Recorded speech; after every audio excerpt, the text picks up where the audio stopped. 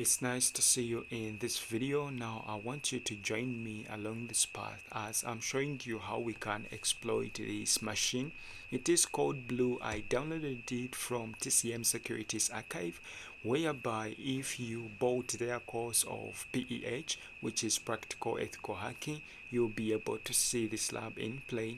I'll make sure to leave the link in the description in case you want to download this and walk along with me. But also there is a lab on TryHackMe for Eternal Blue. Still, I'll try to leave the link in the description in case you want to play along these machines. But before we start, this video is strictly for educational purposes only, and all penetration testing shown in this video is performed under a controlled environment, which is the VirtualBox on my local machine. You shouldn't be attempted to try this on live servers without proper authorization. All skills shown in this video are strictly for a purpose of improving your cybersecurity practices. Putting that aside, I'm going to open up my terminal as you already see it here. So here I already scanned my network since I'm running this lab in my VirtualBox here. So we see that I already found the IP of this machine. So the remaining thing to do here is to go on and scan this IP so that we can see active ports on this machine. I already opened up also my MSF console here since it takes time to go on and kick up. Now here I'm going to go on and scan this machine with RASCAN. Now for those of you who watched my RASCAN video, we know that this one it is a bit faster than Nmap. So here we are going to provide the IP address, which is 192.168.43, then the IP is .40. So let's first make sure it is the exact IP, which is the one. So now here I'm going to just press enter, but before I do that, we can go on and remove these tags for Nmap. I just leave them to be for RASCAN. So now if you see here, we have 135.139.445. If you know some of those ports, some of these are for Samba, whereby here in Windows it will be displayed as the Microsoft DS and NetBIOS. So now here we are going to go to our metasploit to scan this to see if it is vulnerable to our Eternal Blue.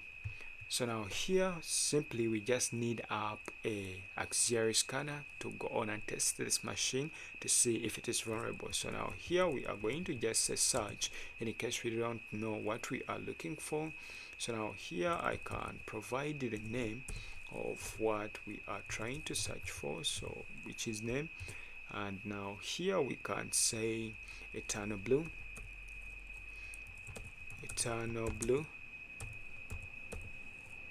So I can also add this name, but if you know Eternal Blue, it is also displayed by the same code, which is ms7. It is ms17, then put a -010 like that.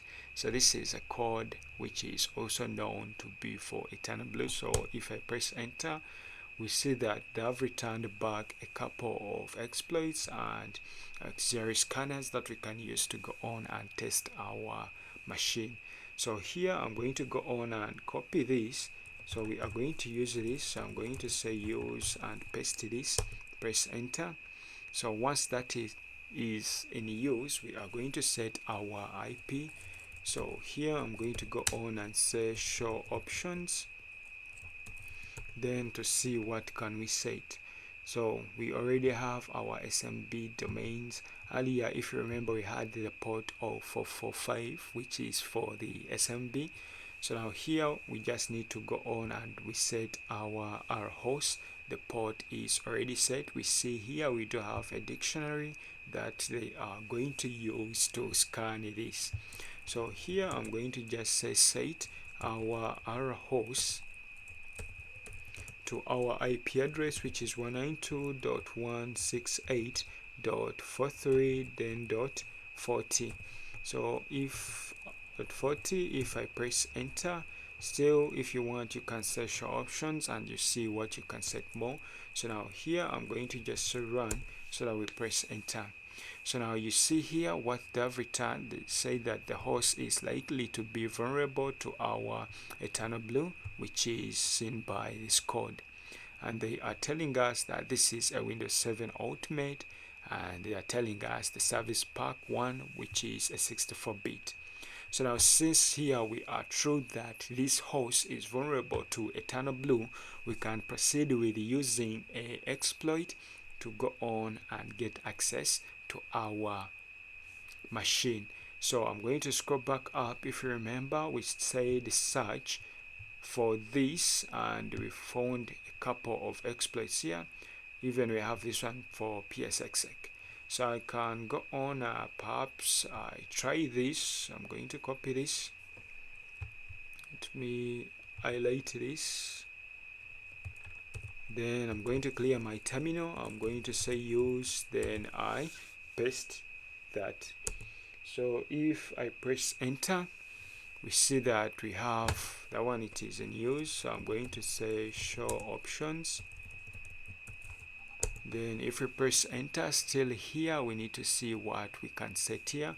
We do have our IP address of the host, but we can go on and we change this.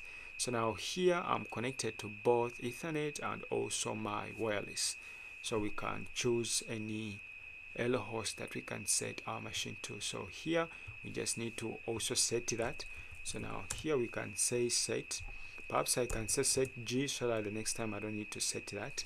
So we can say our host to 192.168.43 then .40. So if we press enter, that one has been set as globally. So now here we can provide on, we have a path, we don't need to set that. Our port is set, we don't need that. And this is the exploit that is going to be used.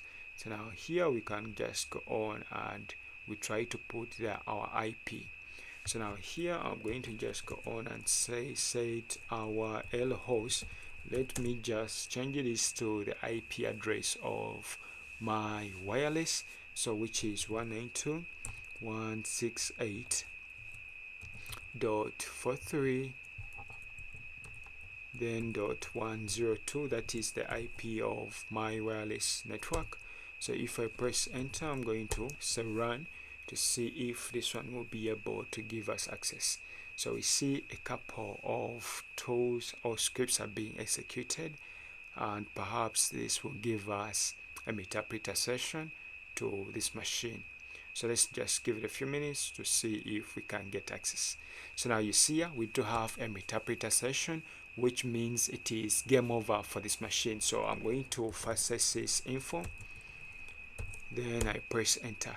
You see that we do have access to our machine. This is a Windows machine, specifically a Windows 7, and it is of a 64-bit architecture.